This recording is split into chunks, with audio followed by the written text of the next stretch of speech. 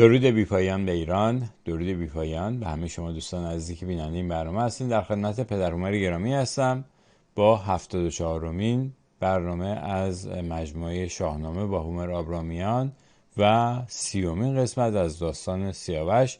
من فقط یک بار دیگه خدمتتون عرض کنم که ما آلبوم های دیگه هم داریم و پدر هومر مجموعه های دیگه هست و خودم خیلی بهتون توصیه میکنم که دو تا مجموعه آیین مهر با هومر آبرامیان و امشاسپندان با هومر آبرامیان رو حتما تماشا کنید تا با ایران واقعی آشنا بشین، با فرهنگ ایران، با ریشه های فرهنگ ایران آشنا بشین. بعد اون موقع این برنامه شاهنامه دلپذیرتر میشه به نظر من براتون. میریم پیش پدر هومر گرامی. هومر جان درود بر شما. با درود و آفرین بر تو افشین بسیار گرامی و با سپاس بیکران از گروه سرپرستی تلویزیون خوب گردآفرید که پژواک آوای فردوسی را از راه این رسانه هم به ایران میرساند. بسیار شادمانم که کار شاهنامه خوانی و شاهنامه شناسی در میان ایرانیان آنچنان بالا گرفته که زن و مرد و کوچک و بزرگ و دانش آموخته و دانش نیاموخته همه را رو به سوی شاهنامه کرده است. دامنه این کار آنچنان فرا رفته که یک رسانه خوب میهنی نام زیبای گردآفرید را برای خود برگزیده است.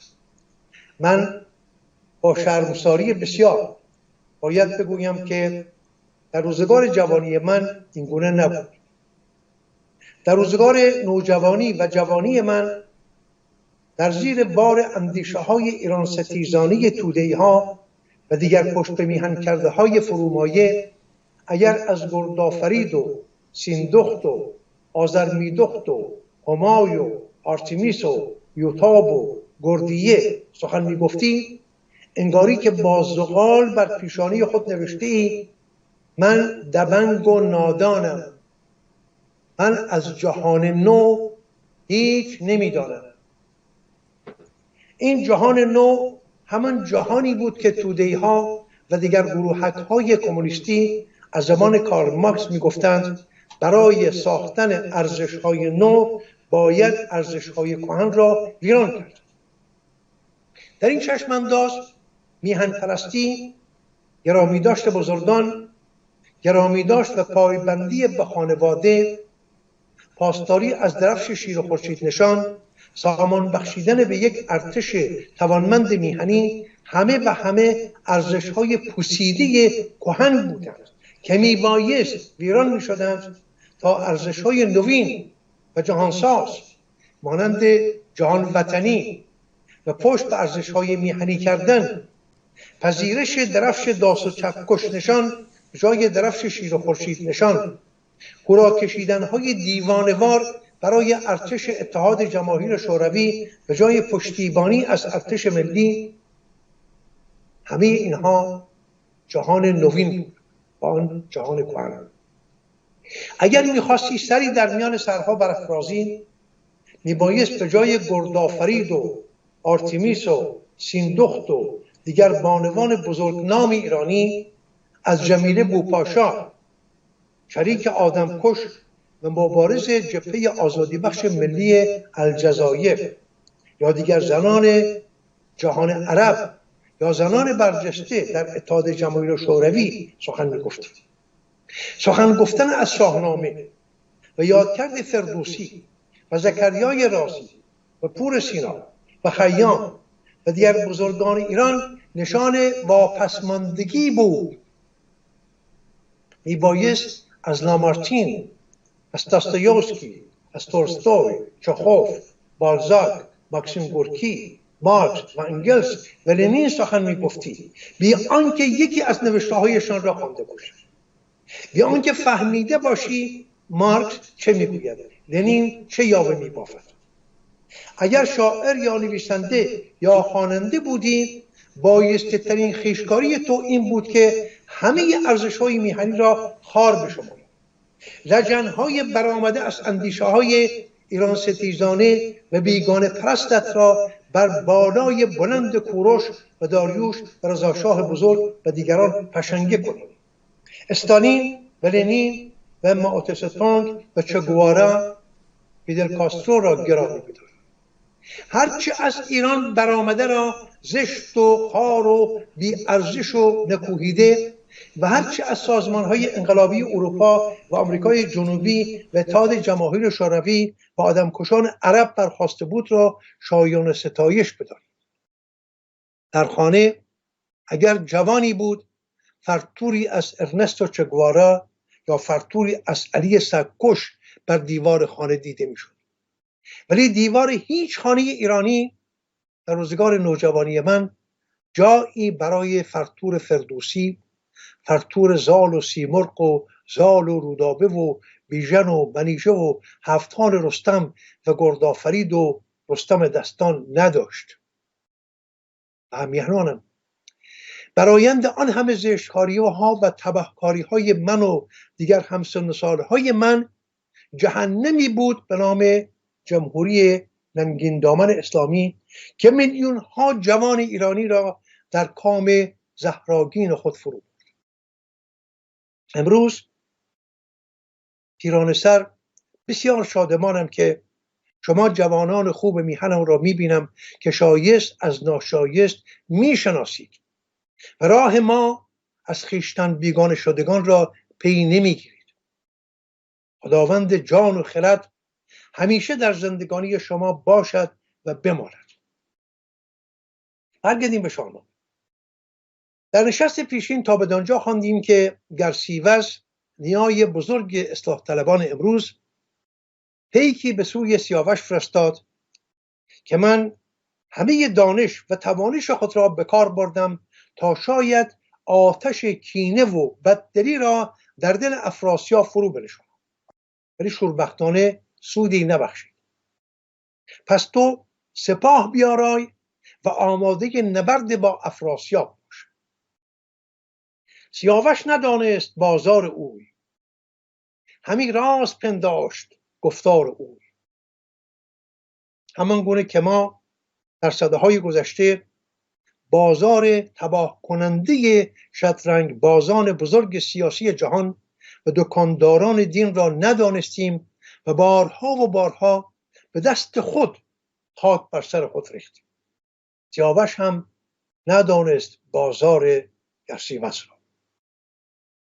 در چنین بازاری بود که نه تنها شطرنج بازان روس و انگلیس و دیگران، بلکه بوزینگان بالا رونده مانند علی شریعتی ها، جلال آل احمد ها، سیمین دانشورها، علی اصغر حاج جوادی ها و دیگر روشن فکر نمایان سیاه دل دست در دست آیت الله های امام بزرگ گذاشتند و زندگی را بر ما و فرزندان ما جهنم کردند.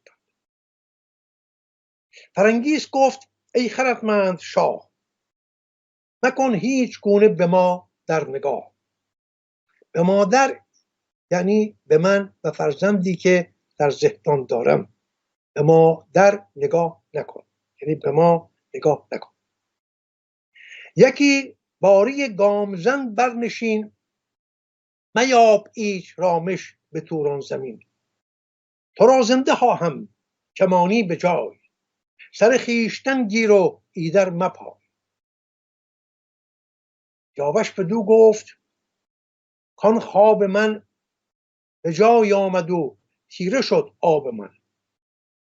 مرا زندگانی سرایت همی، غم روز تلخ اندر آمد همی. چنین است کردار چرخ بلند، گهی شاد دارد گهی مستمند. گر ایوان من سر به کیوان کشید، همان زهر مرگم بباید چشید. اگر سال گردد 1200، به جز خاک تیره مرا جای نیست. یکی سینه شیر باشد جای، یکی کرکس و دیگری را همای. ز شب روشنایی نجوید کسی، که جا بهره دارد ز دانش بسی. تو را 5 ماه هست ز آبستنی، از این نامور بچه رستنی. درخت گزین تو بار آورد، یکی نامور شهریار آورد. سرافراز کیخسروش نام کن. تو فرزندی به جهان خواهی آورد، نامش را کیخسرو بگذار.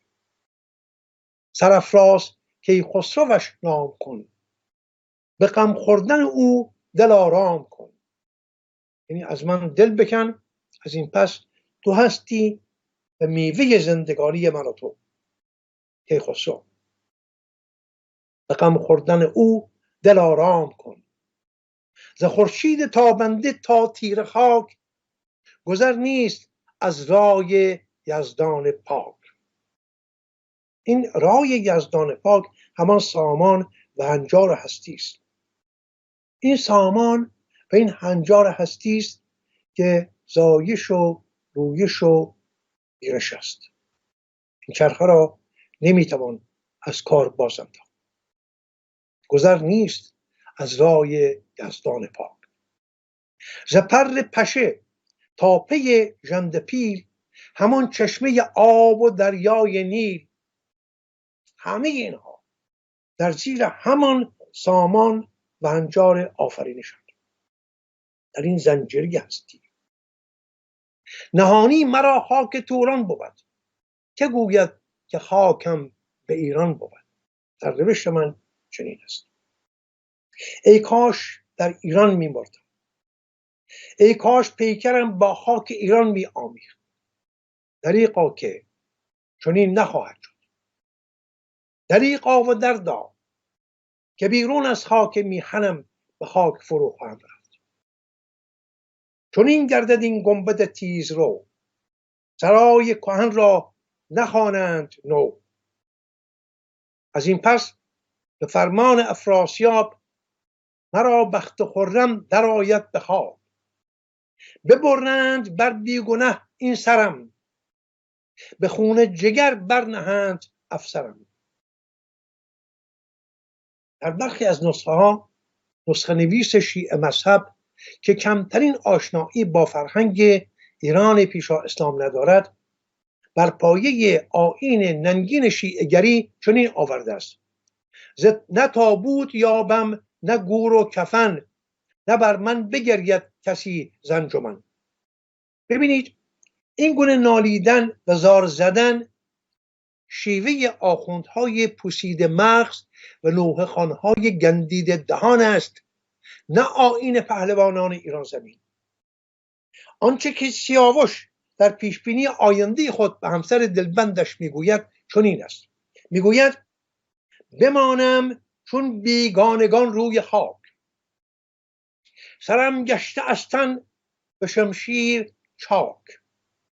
به خواری تو را روزبانان شاه، سر و تن برهنه برندت برا.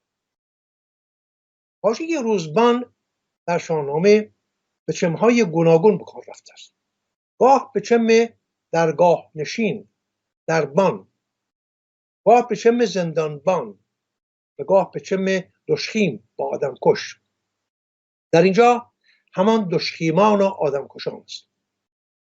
در روزگاران کهن هر یک از فرمانروایان بزرگ مانند افراسیاب و کیکاووس و سلطان محمود غزنوی تا ناصرالدین شاه قاجار تنی چند از این روزبانان را در دستگاه فرمانروایی خود داشتند تا هرگاه بایسته میشد جان کسان را بگیرند. در بسیاری از سرزمین‌های عربی هم چنین بود و هنوز هم چنین هست.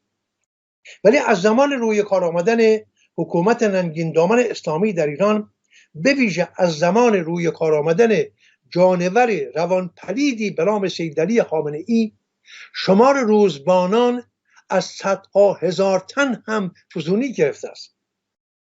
این همان روزبانانند که فرزندان خوب ما را در خیابانها و زندانها میکشند یا بردار میکشند. نکته دیگری که در سخن سیاوش هست که نمیتوان از کنار آن به سادگی گذشت، آنجا که میگوید: روزبانان شاه، سر و تن برهنه برندت به راه. این را باید اندکی باز کنم. در روزگاران کهن در بسیاری از شهرگانی های بزرگ مانند آشوری ها و بابلی ها و بسیاری دیگر از سرزمین های کهن، هنگامی که در میدان رزم پیروز می شدند، زنان آن سرزمین شکست خورده را برای خارداشت مردانشان برهنه و دست و پا بسته به انبودگاه‌های همگانی می بردند.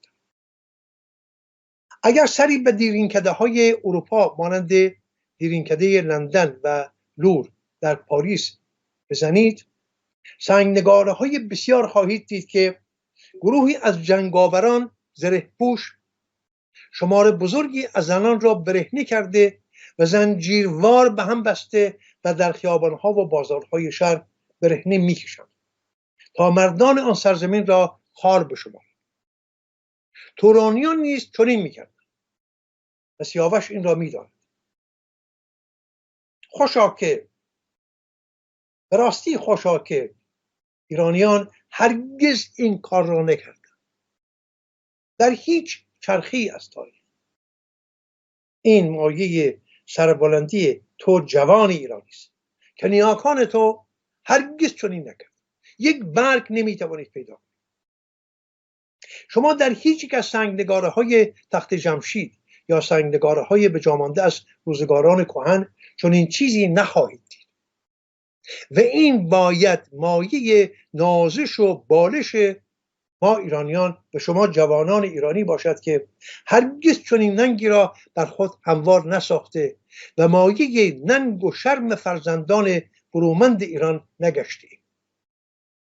در بسیاری از دوره‌ها پادشاهان بدکاره داشته ایم، ولی فرهنگ بر جاوند بنیاد ایران هرگز پروانه چنین کاری به هیچ پادشاه ستمباره یا فرمانروای نابخرد نداده است. این فرهنگ ایران است که دست و بال پادشاهان بدکاره را بسته است. با چنین نگاهی است که من فرهنگ ایران را درخشان ترین فرهنگ در میان فرهنگ های جهان میدونم. ما نه بردهداری کرده ایم، نه زنان دشمنانمان را پس از پیروزی بر آنها برهنه به خیابانها بردیم. شما فرزندان خوب من باید به نیاکان فرمند خود ببالید و فرهنگ ورجاوند بنیاد نیاکانتان را مایه نازش و سربلندی خود بدانید. سیاوش به فرنگیس میگوید آنچه پیش خواهد آمد چنین است: من به دست آدم کشان پدرت کشته خواهم شد. تو را نیز اگر چه دختر دلبند او هستی، به گناه این که همسر من بوده و مهر مرا در دل داشته ای، سراپا برهنه در خیابانها خواهند کشید تا مایه ننگ جاودانه من بشود. بیاید سپهدار پیران به در یعنی به درگاه، به خواهش بخواهد تو را از پدر. نکرده گناهی به جان زینهار، به ایوان خیشش برد خوار و زار.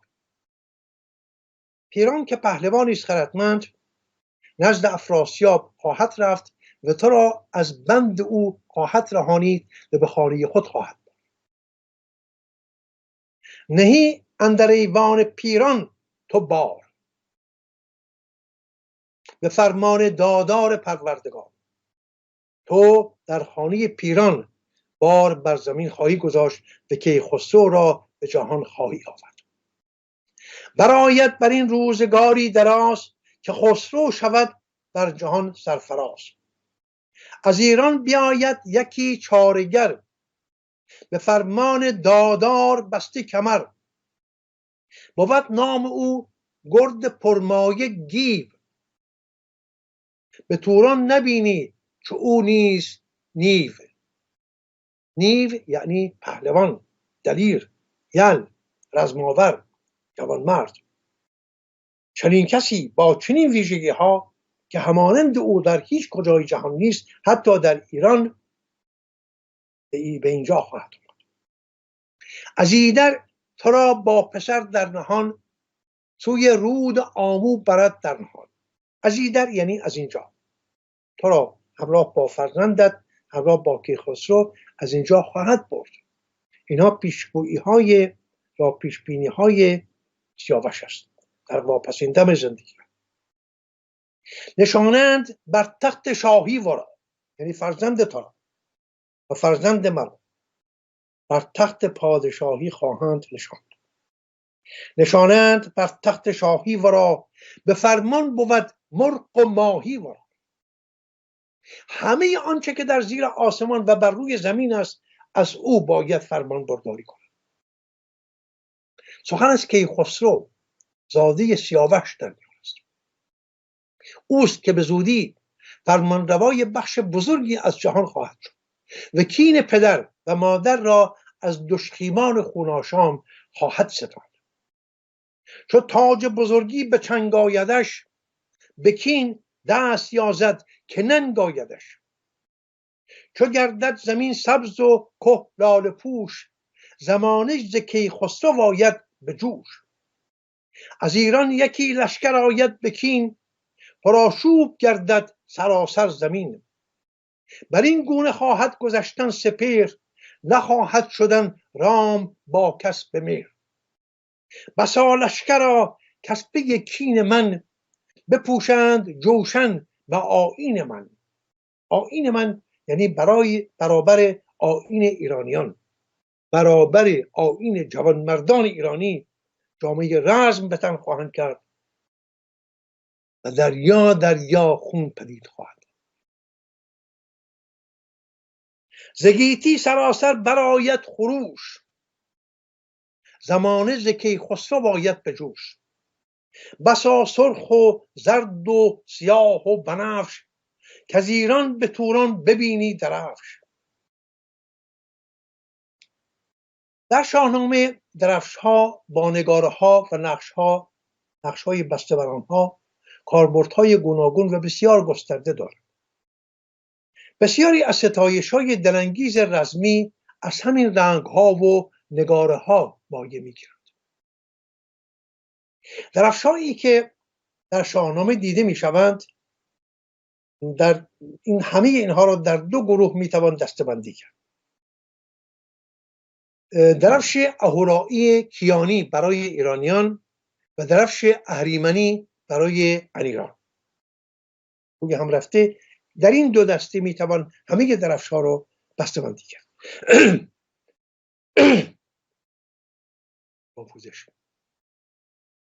چنانچه درفش زیبای کاویان و رنگ‌های سرخ و زرد و بنفش با آویزه های سیمین همواره پیشاپیش سپاه ایران برافراشته میشد. اینا چیستند این رنگ‌ها؟ بنفش نماد کیهان بود و نشان جنگاوری و دلیری و نبرد سرسختانه با دشمنان میهن و فر و شکوه ایرانی. همه اینها در بنفش نشان داده میشد. سرخ نشان سرخی در دو کرانه آسمان به هنگام برآمدن و فرو نشستن خورشید بود و همچنین نماد دانش بزرگ و خرد هستی بخش که در خود هستی رخ نشان میدهد. زرد نماد خورشید جهانتاب و نشانه از درخشش ایزدان و نماد راستی و پاکی و نیکخواهی و فر و شکوه و بزرگی. آیین مهر. رشته های سیمین در درفش کاویان نماد ماه بودند. در گامه های پایین‌تر هر یک از پهلوانان درفش ویژه خود را داشتند. برای نمونه بزرگ خاندان گودرزیان درفشی شیرپیکر به رنگ سرخ داشت. در اینجا باز هم سرخ همان نماد سرخی در دو کرانه آسمان و نشان خرد خداوندی بود، نه نماد خون و خونریزی. و شیر نماد دلیری و رادمردی و رزماوری و واناملشی. ولی هر یک از فرزندان و نوادگان گودرز درفشی به رنگ و نگار دیگری داشتند. درفش کیکاووس پادشاه ایران آراسته به 7 رنگ بود. زرد نماد خورشید و نشان راستی و پاکی و فر و شکوه و بزرگی. آبی نماد آسمان نارنجی نماد ستاره بهرام یا مریخ، سرخ نماد ستاره تیر یا عطارد و سرخی آسمان در پگاه و شامگاه در دو کرانه آسمان و نشان خرد هستی بخش، بنفش نشان کیهان و ستاره هرمز یا مشتری، سبز نماد گویالی یا سیاره ناهید یا زهره و نشان سبزه بر روی زمین، نیلگون نماد گویالی کیوان یا سیاره کیوان یا زحل و روی هم رفته نماد چهره فلکی خرس بزرگ در آسمان. نگاری خورشید از دیر زمان نزد ایرانیان از چنان ارزش والایی برخوردار بود که ایزد مهر را در بالاترین پایگاه در دستگاه یزدانشناسی ایرانی می‌بینیم. نگاری خورشید بر روی درفش پادشاهان ایرانی نشان شهریاری و شکوهمندی بود. ایرانیان هرگز درفش سیاه نداشتند، چرا که سیاهی را نشان اهریمن می‌دانستند. سیاهی در جنبش سیاه جامگان و درفش آنها ریشه در اندیشه‌های اسلامی داشت، نه در هستی شناسی ایرانی. درفش سپاه، درفش سیاه رنگ و هراسانگیز تورانیان نماد جهان تاریک و هراسانگیز اهریمن بود. از این رو هست که همه این درفش‌ها را در این نبرد خواهیم دید. پیشاپیش خواستم که آشنایی با این رنگ‌ها و ریخت‌های این درفش‌ها داشته باشیم. برگردیم به شاهنامه. ز گیتی سراسر برآید خروش، زمانه ز کیخسرو آید به جوش. بسا سرخ و زرد و سیاه و بنفش، کز ایران به توران ببینی درفش. پی رخش رستم زمین بسپرد، به توران کسی را به کس نشمرد. به کین من امروز تار استخیز، نبینی جز از گرز و شمشیر تیز. وزان پس سیاوخش آزاده مرد، رخان را به سوی فرنگیس کرد. ورا کرد پدرود و با او بگفت، که من رفتنی گشتم ای نیک جفت. بر این گفته ها بر تو دل سخته کن، دل از ناز و از تخت پردخته کن. سخته یعنی سنجیده، به وزن در آمده. دل سخته کن یعنی دل از سرش ها و آرزوهای بیهوده تویی کن و سنجیده بیندیش. دل از ناز و از تخت پردخته کن یعنی آن زندگانی با شکوه و پر از ناز و رامش را که تا کنون داشتی فراموش کن. از این پس جز رنج و سیاه روزگاری بهره دیگری از روزگار نخواهی داشت. خروشی برآورد و دل پر ز درد، برون رفت از ایوان دو رخساره زرد. در اینجا فردوسی باز هم پادرمیانی می کند، باز هم در دردهای خود می گشاید. جهانا ندانم چرا پروری، چو پرورده خویش را بشکری. ای جهان این چه بازی است، چرا به جهان میآوری سپس اینگونه با درد و رنج از میان میبری. در همینجا افشین جان به یاد سروده کوتاهی افتادم، البته سروده بسیار بالا بلندی است. اندکی شاهنامه را کنار بگذاریم ولی همراهی کنیم با فردوسی و با شهریار. شهریار سروده بسیار بالا بلندی دارد به نام حیدر بابا که به زبان آذری گفته شده است. شاهکاری است در زبان آذری. آذری زبانان میدانند و به خود میبالند با این سروده بسیار زیبای شهریار. شهریار از روستایی است بر دامنه همون کوه نه چندان بلندی به نام حیدر بابا. من اون را از نزدیک دیدم. در روزگار جوانی و نوجوانی را در اون روستا میگذراند، سپس به تهران میآید در روزگار کهنسالگی به یاد روزگار نوجوانی برمیگردد به همون روستای حیدر بابا، به همون روستا، و به یاد روزگار کودکی از آن کوه بالا می رود و در آن بلندو می نشیند، کبوترهای رنگین بال اندیشه را پرواز می دهد و روزگار گذشته را یک به یک به یاد می آورد و در جایی به درد دل من فراز کوتاهی از این سروده حیدر بابا را که به زبان ترکی است، به زبان آذری برای شما بخوانم. بسیار شیرین است و اندیشه انگیز، با همین سخن فردوسی برابری بسیار دارد. میگوید حیدر بابا dünya yalan dünyadır. Süleyman'dan Nuh'tan kalan dünyadır. Olduğan derde salan dünyadır. Her kimseye her ne verip alıptır. Aflatun'dan bir kuru at kalıptır. Gayet Heydar Baba. Dünyayı ma dünyayı dun و دروغین است. دنیای دون و دروغینی که از پس سلیمان ها و نوح ها برای ما به یادگار مانده است. دنیای دون و دروغینی که فرزندان بسیار میزاید، ولی فرزندان برای رامش و شادی نمیزاید، برای بخت بدهنجار میزاید. Her kimseye her ne verip alıptır. دندانهایی میدهدت سپید لسان مروارید، ولی همه را یک به یک با دردها و اشکها از تو پس میگیرد. موهایی میدهدت سیاه افشان خیال انگیز، ولی در آسیاب زندگی آرد پیری بر سرت میپاشد، پیرت میکند، کمانت میکند و سرانجام همان کمان پیر و فرسودت را هم از تو میگیرد. Her kimseye her ne verip alıptır. افلاطونان bir kuru at kalıptır.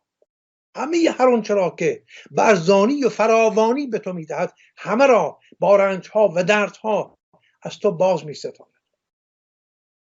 از افلاطون، آن بزرگ مرد تاریخ اندیشه، هیچ بر جای نمیماند جز اینکه مردکی بود به نام افلاطون که چیزکی از دانش میتونست. همین.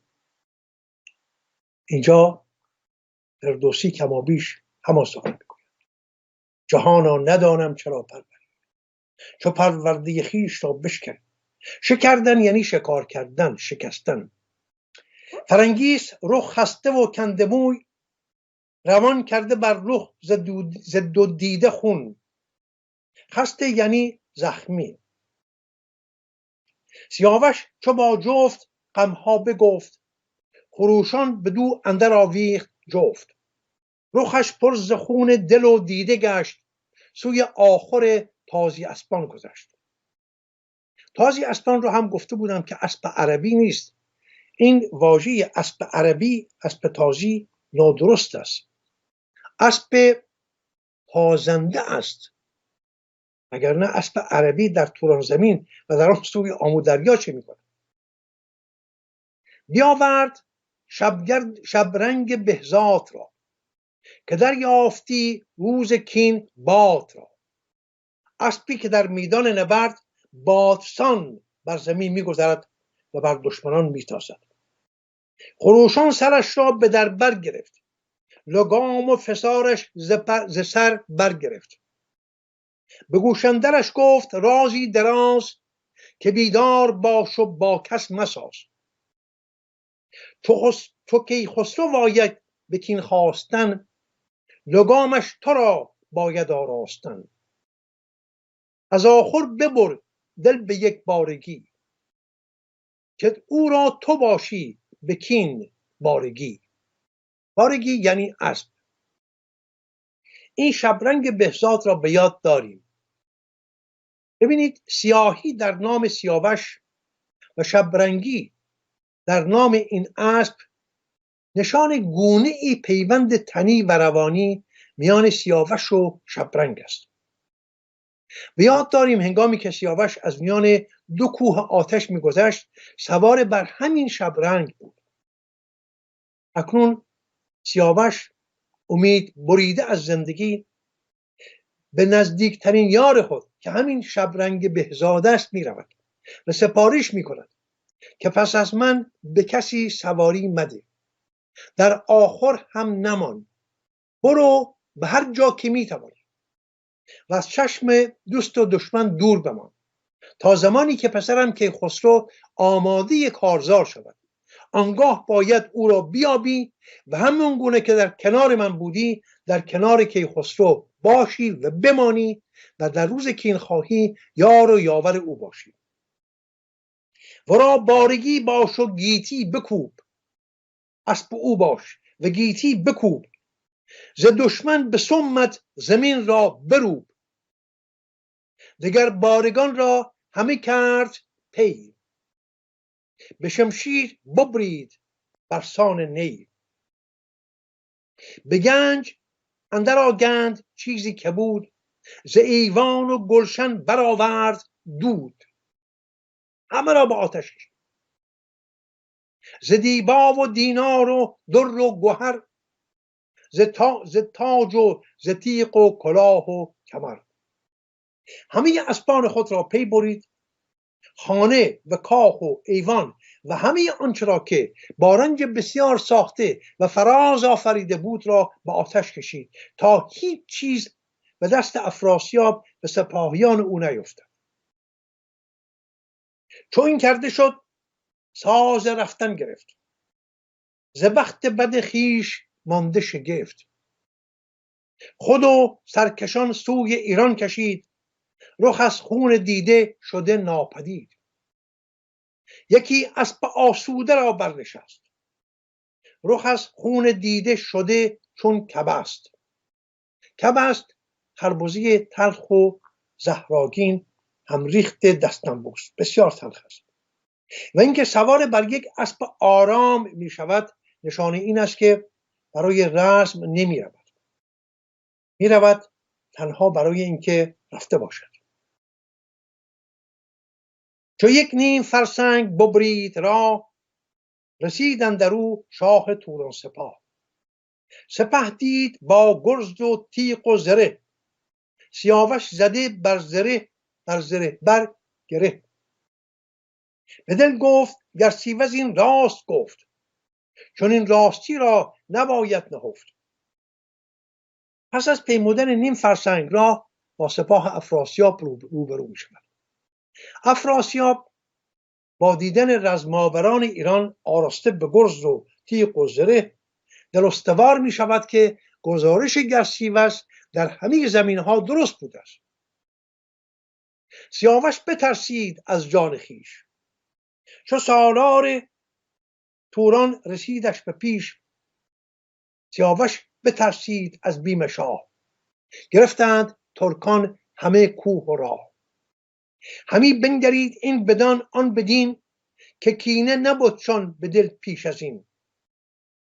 کینه نداشتن سربازان توران زمین نسبت به سیاوش، ولی ناگزیر بودند که گرداگرد او را فرا گرفتند بی هیچ کینه ای، بلکه مهر سیاوش در دل همگان بود. ولی فرمانروا کس دیگری است، فرمانروا افراسیاب است و گرسیوز. به دل پیش از این رده برکشیدند ایرانیان، ببستند خون ریختن را میان، همه با سیاوش گرفتند جنگ، ندیدند جای شکیب و درنگ، ز بیم سیاوش سواران جنگ، گرفتند آرام و هوش و درنگ. چو زان گونه دیدند ایرانیان، بگفتند که شهریار جهان، چرا خیره باید که ما را کشند، چو کشتند بر روی هامون کشند. یاران سیاوش همراهان او سپاهیان ایران میگویند بزرگا چرا پروانه میدهی که به این آسانی ما را بکشند، بگذار بجنگیم، چرا ما باید این گونه خار ما را بکشند و این گونه خار بر روی زمین بکشند. بمان تا از ایرانیان دست برد، ببینند و مشمر تو این کار خورد. کار آسان نگیر. یعنی سیاوش نمیپذیرد. سیاوش چنین گفت که این رای نیست، همان جنگ را مایه و جای نیست. به گوهر بر آن روز ننگ آورم، که پیشکش بر شاه جنگ آورم. این آن فرازهایی است که شما جوانان ایرانی باید به یاد بسپارید. یک بار دیگر این را بخوانم. سیاوش چنین گفت که این رای نیست، اندیشه شما درست نیست، همان جنگ را مایه و جای نیست. به گوهر بر آن روز ننگ آورم، که پیشکش بر شاه جنگ آورم. گوهر در اینجا یعنی تبار، خاندان، تخمه. میگوید من هرگز این ننگ بر خود هموار نخواهم ساخت که در این نبرد بیهوده بر پادشاه توران پیشدستی کنم. هرگز. من پیمان آشتی با او بستم. او پیمان میشکرد، من پیمان نمیشکرم. مرا چرخ گردان اگر بیگناه، به دست بدان کرد خواهد تباه. به مردی مرا روز آهنگ نیست، که با کردگار جهان جنگ نیست. آهنگ در اینجا یعنی خواست، اراده. من امروز آهنگ مردی و رزماوری ندارم. چه گفت آن خردمند بسیار هوش، که با اختر بد به مردی مکوش. چون این گفت زان پس به افراسیاب، که ای پر هنر شاه با جاه و آب. چرا جنگ جوی آمدی با سپاه، چرا کشت خواهی مرا بیگناه. سپاه دو کشور پر از کین کنی، زمین و زمان پر ز نفرین کنی. چون این گفت در سیوز کم خرد، ز تو این سخنها کی اندر خورد. پیش از اینکه افراسیاب پاسخ بدهد، در سیوس به پاسخ در میآید که این سخنان برازندگی تو نیست. گر ایدر چنین بیگناه آمدی، چرا با زره نزد شاه آمدی. پذیرش شدن زین نشان راه نیست، کمان و زره در خور شاه نیست. افشین جان پروانه بده که سخن رو در همین جا ببندیم، مگر اینکه تو سخنی داشته باشی دنبالی سخن رو بگذاریم برای نشست دیگری که من با نفسی تازه تر بتوانم دنبالی سخن رو پی بگیرم. حتما و مشتاقیم که بقیه داستان رو بشنویم از زبان شما و امیدوارم که شاید بتونیم یه نتیجه گیری به هر حال خیلی مثلا فرض کنید در ایران زمانی که نامادریش براش توطئه کرد، خب از بین دوتا کوه آتیش ردش کردن تا معلوم بشه که راست میگه نه. ولی اینجا این اتفاق نمیفته، یه راست میرن و خیلی ناجوانمردانه از بین میبرنش. نمیدونم این چه پندی داره توش، چه ماجرایی. و بعد در ضمن پسر سیاوش خب بعدا میشه پادشاه بخش بزرگی از جهان و این هم شاید یه نکته‌ای توش باشه، شاید یه پندی داره. و انگار که اصلا این شخصیت سیاوش از اول یه مثل یه آدم مظلومی که هی بله، یعنی اون پدرش اونطوری باشه رفتار میکنه، اینجا این گرسیوس همینجوری فقط بهش حسادت میکنه و این بلا رو به سرش میاره. نمیدونم، دارم فکر میکنم که ببینم چی بوده این. یک مهره کوچکی است سیاوش در یک شطرنج بزرگ. شطرنج چیست؟ نبرد کیهانی نیک و بد در اندیشه ایرانی. اگر به یاد داشته باشید در اون بخش خداینامه ما به این نبرد کیهانی نیک و بد نگاهی داشتیم، نبرد اهورا و اهریمن. البته در اونجا نامگذاری می شود، این که من گفتم نیک و بد در اونجا گفته می شود اهریمن و اهورا. اهورا رو نیروی نیک و اهریمن رو نیروی بد. ولی ما برای اینکه از این جنبه های دینی بگریزیم این دو واژه را به کار نمیبریم. میگوییم برابر اون اندیشه های ایرانی، جهانبینی ایرانی، همه جهان، همه گیتی، همه هستی میدان نبرد این دو نیروست، نیک و بد، شایست و ناشایست، همیشه با یکدیگر در رزم.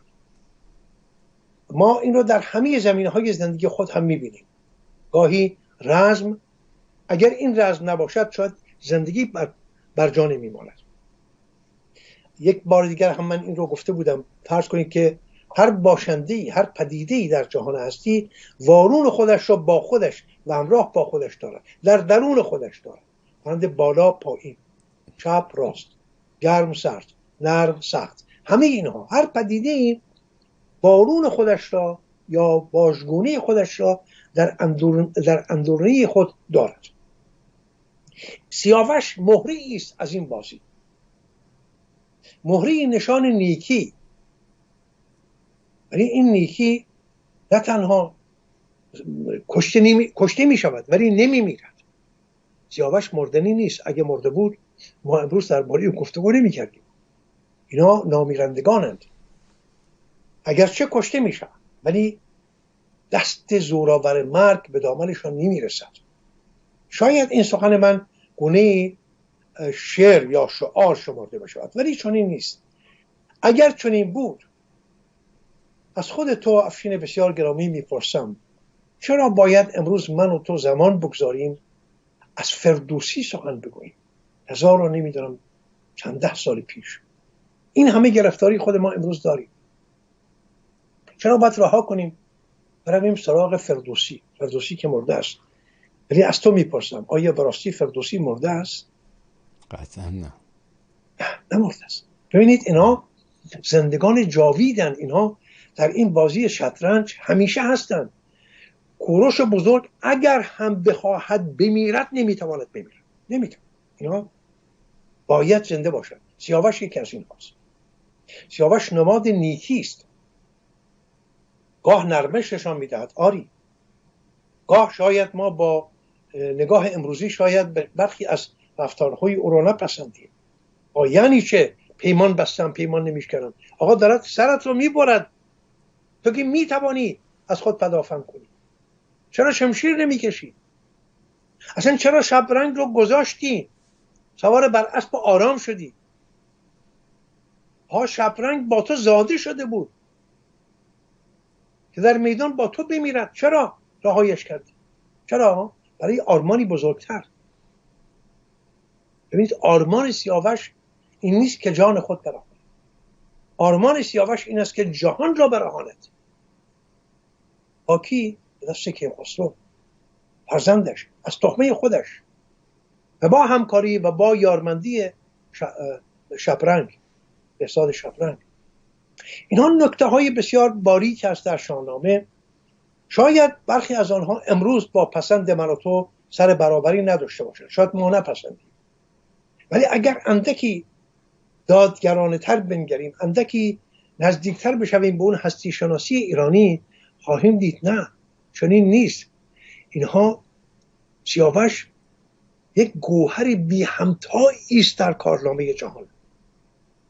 اگر سیاوش نبود این فرهنگ ایران چگونه میبایست شیرازه بندی میشد؟ ما چه میکردیم با این فرهنگ؟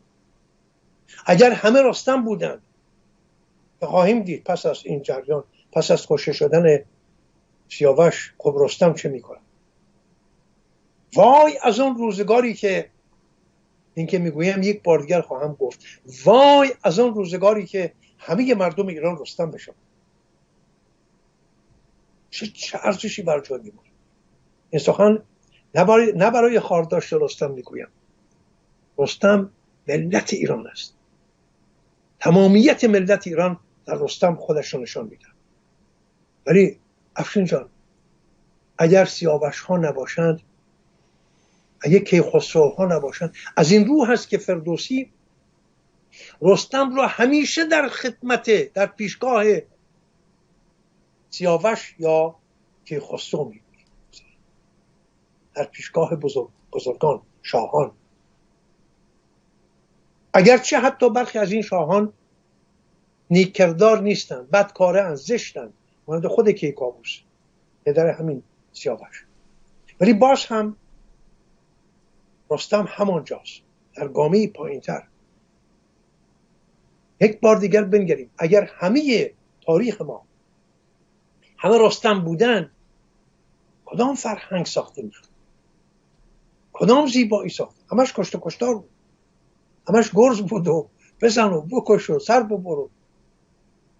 اگرچه این سر بریدن ها سر دشمنان میبرد، ولی فرهنگ ایران در کنار این ارزش های دیگری میگذارد. اینجاست که فرهنگ ایران در میان همه فرهنگ های جهان به باور من همانند آفتاب میدرخشد. این درخشش از بودن سیاوش هاست در کنار رستم هاست، از بودن کیخسرو است در کنار دیو و گودرز و دیگر پهلوان. از یک سو نیروی زوراوری، از یک سو نیروی مهر، نیروی آشتی، نیرویی که نمیخواهیم خون بریزیم. ما برای خون ریختن نیامدیم. آرایش جهان بریختن خون نیست. آرایش جهان به مهر است و اندیشه های نو، نوآوری ها، خردورزی ها و پیشبرد جهان به سوی بهترین ارزش ها. شادی که بن هستی است، گرانیگاه آفرینش است. و ما همه کیخسرو، سیاوش، رستم، گیو، گودرز همه میکوشند برای رسیدن به آن خوان شادمانی. اینجاست این فرهنگ. و تکه های این ساختمان بسیار بزرگ سیاوش است، در کنارش رستم. اگر رستم بود نمیپذیرفت، رستم میکشت. ولی اینها با همن، باید که با هم باشه. نمیدونم توانستم برسانم اون دید خودم رو نسبت به این داستان. بله. سپاسگزارم از شما و تا ایداری بعد که ادامه داستان با هم دنبال کنیم. بدرود. سپاس بی‌کران.